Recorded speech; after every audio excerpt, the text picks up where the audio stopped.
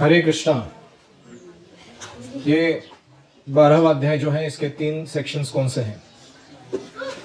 BHA, B for भक्ति versus इम्पर्सनलिज्म, यानी निराकार और साकार का साक्षात्कार की विधि जो है उनमें क्या अंतर है, कौन सा बेस्ट है? ठीक है। H फॉर हायरार्की क्या होती है? राधेश।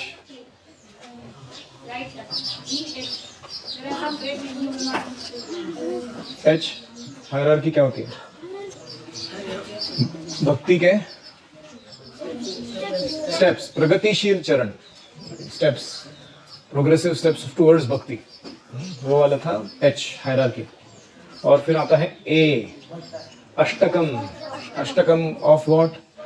क्वालिटीज ऑफ डिवोटीज, भक्तों के गुणों का अष्टकम। किसने लिखा वो? कृष्ण ने स्वयं कंपोज किया हुआ, BHA। ठीक है। और इसके श्लोक नंबर कौन बता सकता है? B और H और A के देख के कोई भी बता सकता है। हिमांशु, वो तो मेरे को सब आता है, बिना देखे बताने वाला चाहिए। B का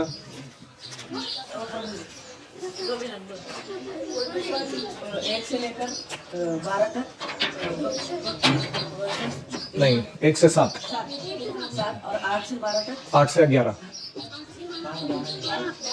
12 तक। ठीक है, 12, ठीक है, 12, 8 से 12 तक, 12 से 13 से 20 तक। ठीक है। तो जनरली 1, 8, 13 इतना याद रखना है, स्टार्ट पॉइंट याद रखना है, 1, 8, 13, तो उससे आसानी से याद आएगा।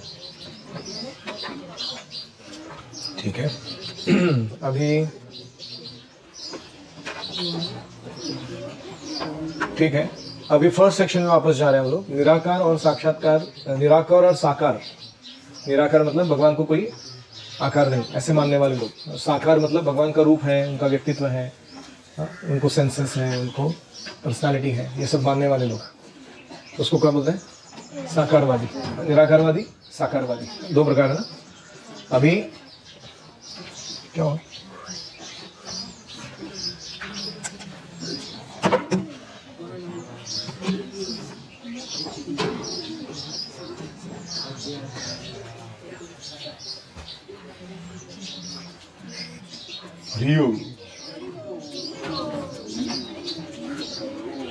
तो अभी हम देखेंगे कि ब्रह्म क्या है, भगवान क्या है। पहले उनमें डिफरेंस क्या है। ब्रह्म क्या है? निर्गुण है, उसमें भौतिक गुण नहीं कोई। अकल्पनीय मतलब उसके चिंतन नहीं हो सकता उसके बारे में। सर्वव्यापी है, अपरिवर्तनशील है, स्थिर है, अचल है, साक्षात्कार न होने की जोखिम है उसमें।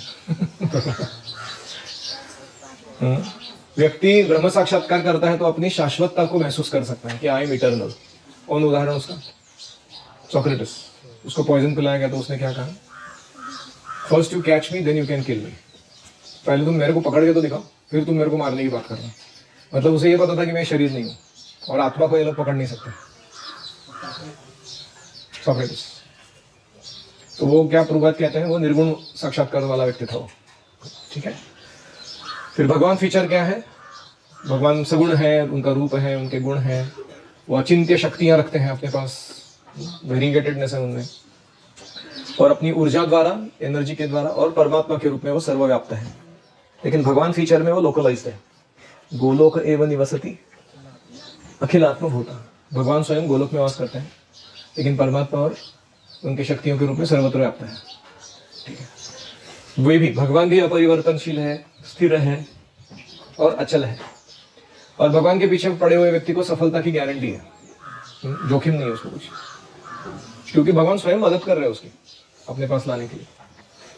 और जो भगवान के साथ कनेक्शन बना लेता है उसको केवल शाश्वतता महसूस नहीं होती, उसे 2 और चीज महसूस होती है, ज्ञान और आनंद, कि मैं सच्चित आनंद हूं, तो वो भी उसको महसूस होने लगता है। अभी प्रक्रिया जो है ये दोनों का फॉलो करने का प्रोसेस, क्या फॉलो करते हैं लोग? तो जो अव्यक्तवादी है वो कौन सा फॉलो करते हैं प्रोसेस? निराकार पर ध्यान करने की। अभी निराकार पे ध्यान कैसा करने का? मेडिटेट ऑन एयर, कितना मुश्किल है। वासुदेव, जिसका आकार ही नहीं है उसके ऊपर ध्यान कैसे कर सकते हैं? कैसे तो अभी करा था।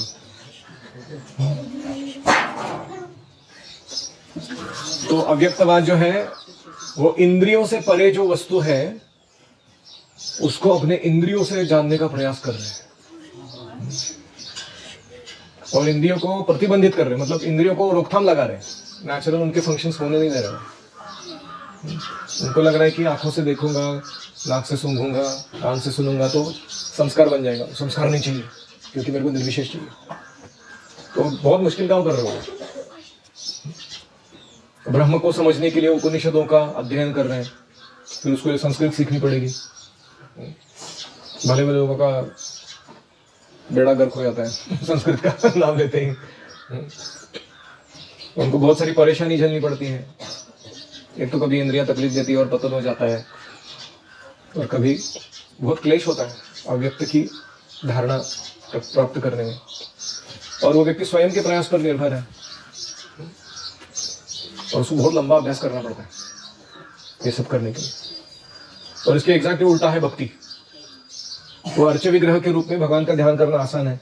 राधा ब्रज बिहारी जैसे बोलते हैं हम लोग तो मन में आता है छवि भगवान का, लेकिन राधा वृंदावन चंद्र, राधा श्याम सुंदर, तुरंत भगवान मन में आता है। लेकिन ध्यान आसान है कि नहीं भक्ति योगी के लिए। फिर इंद्रियां जो है वो अर्च विग्रह की सेवा में लगी हुई है, या मंत्र ध्वनि को श्रवण करने में लगी है। हरे कृष्ण कृष्ण कृष्ण हरे हरे, हरे राम राम राम हरे हरे। तो इस पे ध्यान करना आसान है, डायरेक्ट एंगेजमेंट है सेंसेस के लिए। और कृष्ण को समझना है, भक्ति की सेवा करो, भक्ति में सेवा करो, हरे कृष्ण का जप करो, कृष्ण स्वयं होकर प्रकट हो जाएंगे तुम्हारे सामने। कितना सरल process. Worship the deity, accept prasadam, chant Hare Krishna, and Krishna will come and give you darshan. रीबो सेवोन्मुखे ही जिह्वादम स्वयं एवं स्फुरति अदा, खुद से ही आके अपना पहचान करा के देंगे भगवान।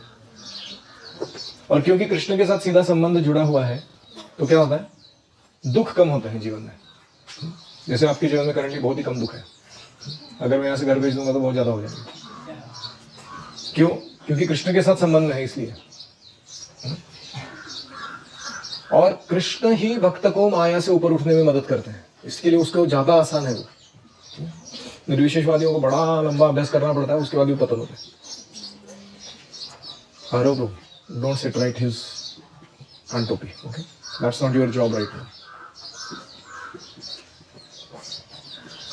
तो ठीक है, अभी भक्ति के प्रगतिशील चरण क्या थे? पहला चरण क्या था? मन कृष्ण पर स्थिर करो। परिणाम क्या होगा उसका? तो हमेशा कृष्ण के साथ ही रहोगे तुम। Everywhere wherever you are, you will stay in Krishna's touch constantly, even in this world. तो ये पहला था। दूसरा स्तर क्या है? साधना भक्ति। साधना भक्ति में क्या करना पड़ता है? रूल्स एंड रेगुलेशंस फॉलो करने होता है। सुबह उठो, नहाओ, और भगवान के सामने बड़बड़ मत करो, दर्शनार्थी के बीच में नियम पालन करना होता है।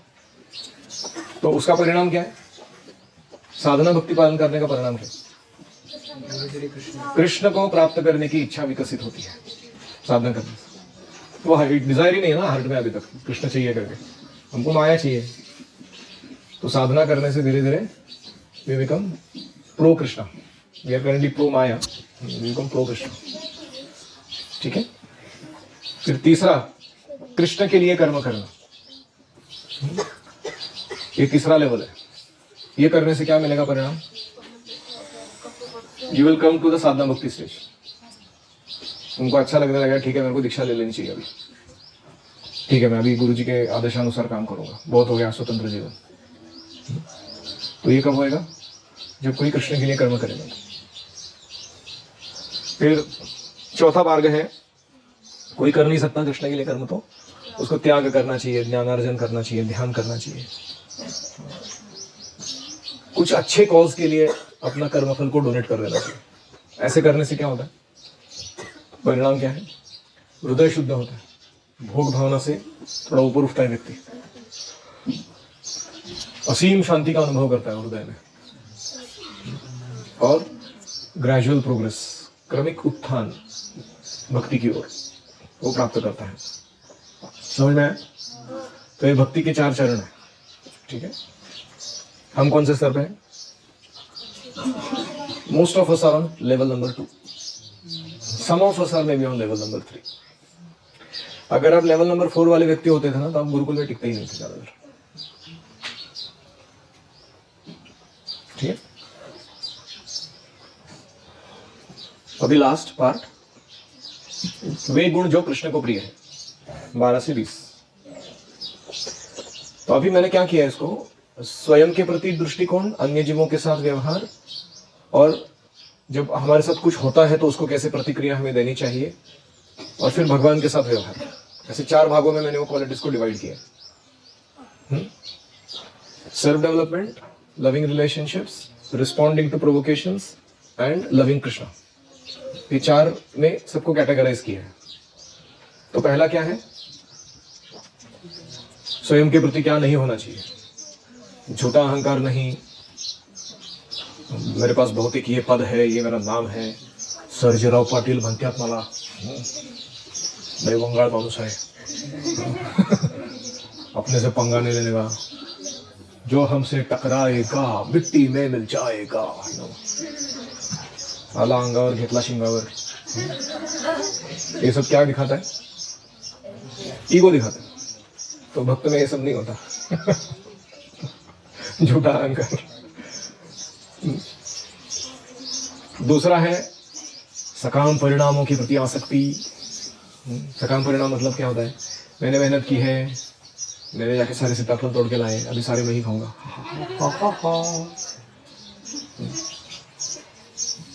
तो यह है आसक्ति।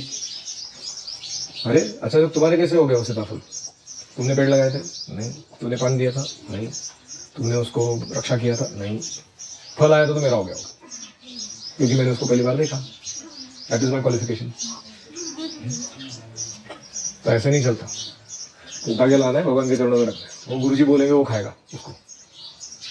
वो गुरुजी भी बड़े रैंडम आदमी होते हो, किसी को भी पकड़ के खिला देते हैं, और जो लाया है उसको खिलाते नहीं है कि नहीं? हम परेशान हो जाते हैं उनसे, ऐसा क्यों करते हैं? थोड़ा लॉजिकली व्यवहार करना चाहिए गुरुजनों को। ऐसा हमें लगता है।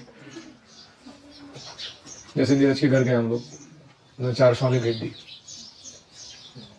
और 4 शॉलें वो जिनको भेज दी वो बेचारे यूज नहीं कर रहे, वो गुरुजी अलोकेट कर रहे हैं, जिसको जब जरूरत पड़ेगी उसको जा रहे हो यूज करने। तो दिस इज ब्रह्मचर्य, समझा?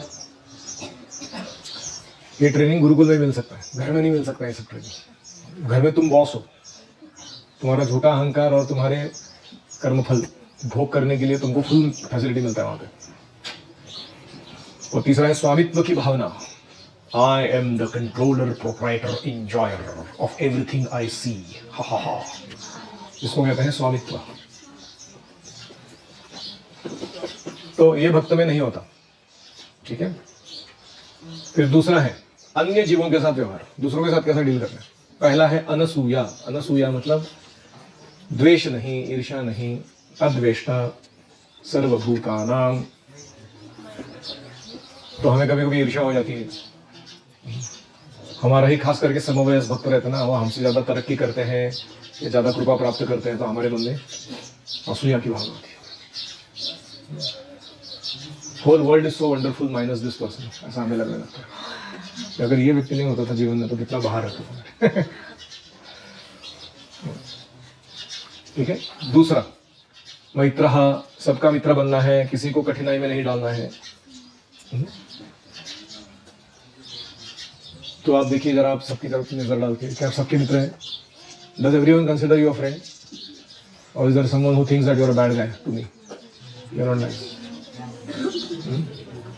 तो हमें सबका मित्र बनना है। तीसरा है दूषित संगति से मुक्त, बैड एसोसिएशन। हमको समझ में आना चाहिए कि कहाँ गड़बड़ होता है मेरे से। ऑल गड़बड़ स्टार्ट्स विद बैड एसोसिएशन। तब तक सब मस्त चलता है स्पिरिचुअल। फिर चौथा है मौनम, केवल कृष्ण की या कृष्ण सेवा की भी बात करता है, फालतू बड़बड़ नहीं करता दूसरों के साथ।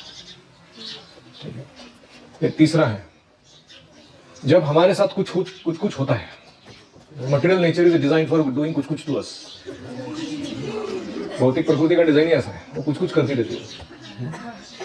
तो हमें क्या करना है? आत्मनियंत्रित, संयम रखते हुए डील करना है। ओम शांति। मुझे जो सही निर्णय है वही मैं लूंगा और उसको ही करूंगा मैं। दूसरा, भौतिक लाभ या हानि के परे,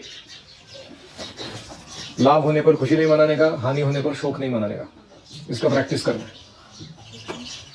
राधारमण जाना प्रॉब्लम्स के लिए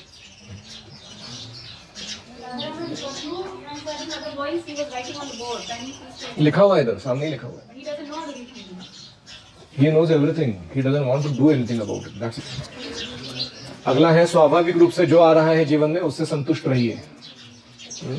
जिस टाइप का आपको धन, पत्नी, घर, फैसिलिटी,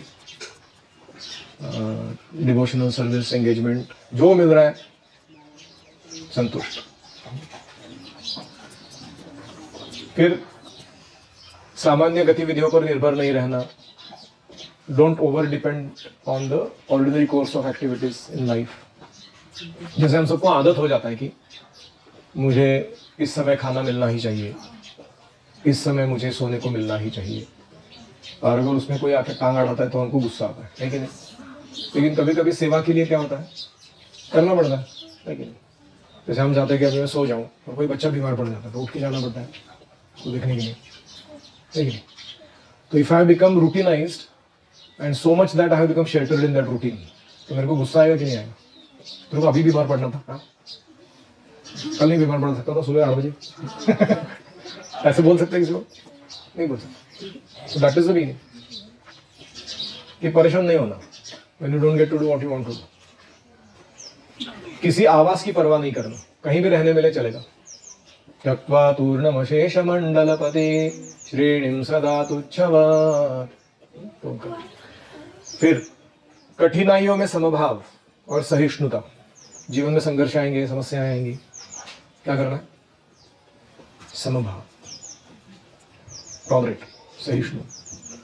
किसी चीज से या किसी व्यक्ति से परेशान नहीं होना। इंटरेस्टिंग प्रैक्टिस है ना लाइफ में। For that you should get married, you really become expert at it. या कोई ऐसे गॉड ब्रदर्स के साथ रहो जो तुमको बहुत परेशानी में रखता है, यू बिकम फुल्ली डिटैच्ड। तुमको समझ में आता है कि मैं इस दुनिया का रहवासी नहीं हूँ, इधर भोग करने के ज्यादा फल तो अटेम्प्ट मारने की जरूरत नहीं है। निपुण और दक्ष रहना, एक्सपर्ट एंड एक्सलेंट। एक्सलेंस अलग चीज है, एक्सपर्टीज अलग चीज है। केस में एक्सपर्ट और excellent to use everything in Krishna service. सब व्यक्ति, वस्तु, परिस्थिति को कृष्ण की सेवा में जोड़ने में निपुण बनना है। और अंतर्बाह्य रूप से शुद्ध रहना, एक्सटर्नल क्लीनलीनेस, इंटरनल क्लीनलीनेस। ये सब कैसे? लोगों के साथ व्यवहार करते समय या मटेरियल नेचर के साथ व्यवहार करते समय। और भगवान के साथ क्या है? दृढ़ संकल्प के साथ भक्ति करना। ऐसे नहीं कि आज करेंगे कल नहीं करेंगे। और गुरु जी के आदेश पर बुद्धि को स्थिर रखना। एक कुछ तो स्पेसिफिक आदेश मिलता है, उसके ऊपर पूरा लाइफ बेस करना है अपने को, प्रीच एंड प्रिंट।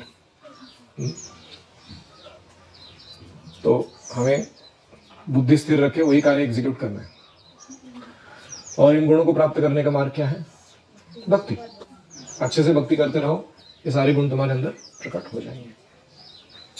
ओम हरे कृष्णा कृष्णा कृष्णा हरे हरे, हरे राम राम राम हरे हरे, हरि ओम तत्सत्। श्री प्रभुपाद की जय।